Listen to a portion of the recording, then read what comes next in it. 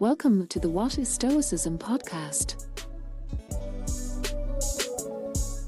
The rate at which new technologies, or even slightly newer versions of old technologies, are released makes it increasingly difficult to be the proud owner of the latest thing, or even simply to know what the latest thing is.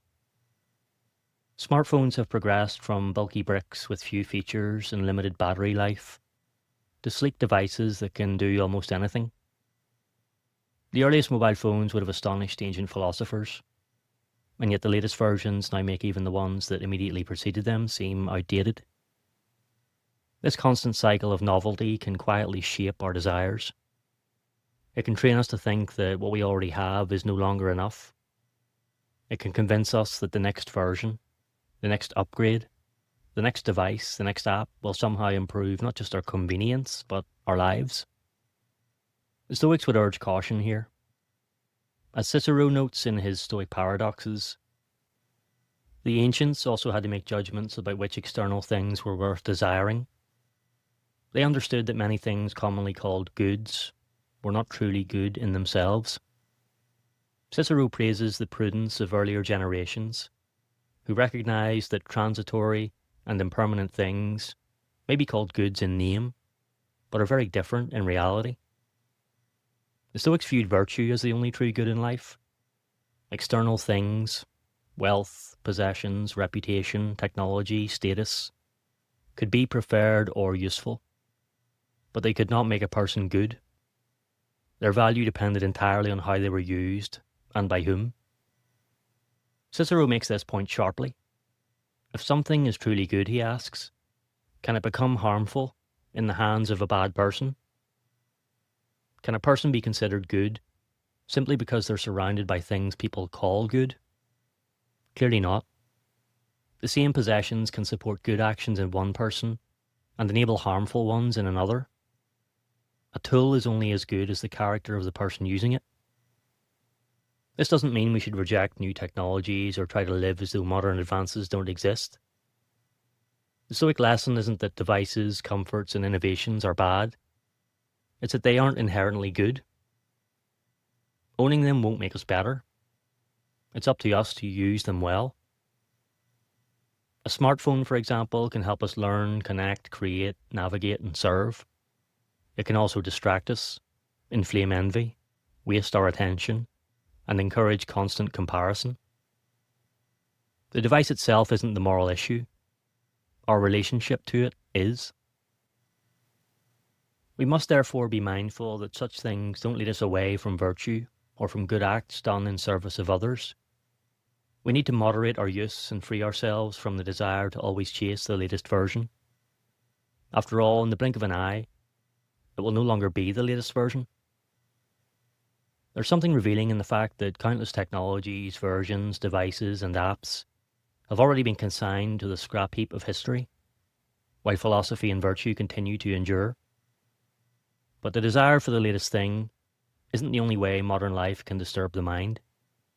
Another danger comes from the pressure to do too much.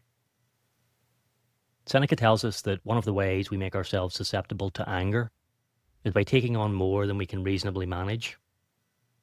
When we accept too many duties, it becomes almost impossible to get through a day without running into obstacles caused by another person, an unexpected delay, or some inconvenient situation we failed to foresee.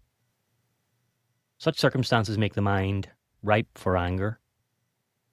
The more activity we accept, the more hindrances we invite onto our path. We can't rely on fortune to accommodate all our plans. The more we try to achieve at once, the more complicated life becomes. And the more complicated we make life, the more likely we are to become frustrated, overwhelmed, and angry. In order that the mind can achieve peace, Seneca wrote in On Anger, it must not be tossed about, or worn out by activity in many enterprises, or ones that are demanding and place too great a strain on its powers.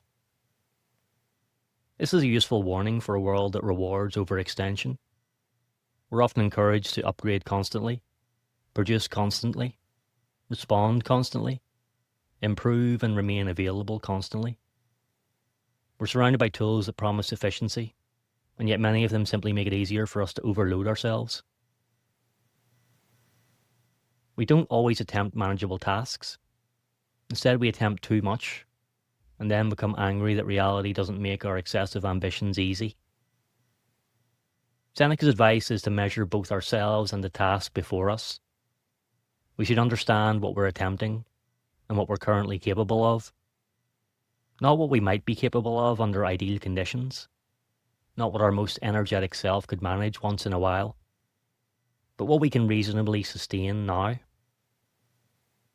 This doesn't mean we should avoid difficult goals. It doesn't mean we should refuse to challenge ourselves. Stoicism isn't an argument for shrinking from effort. Rather, Seneca's warning is against burdening ourselves with too much too soon, and thereby leading ourselves into agitation.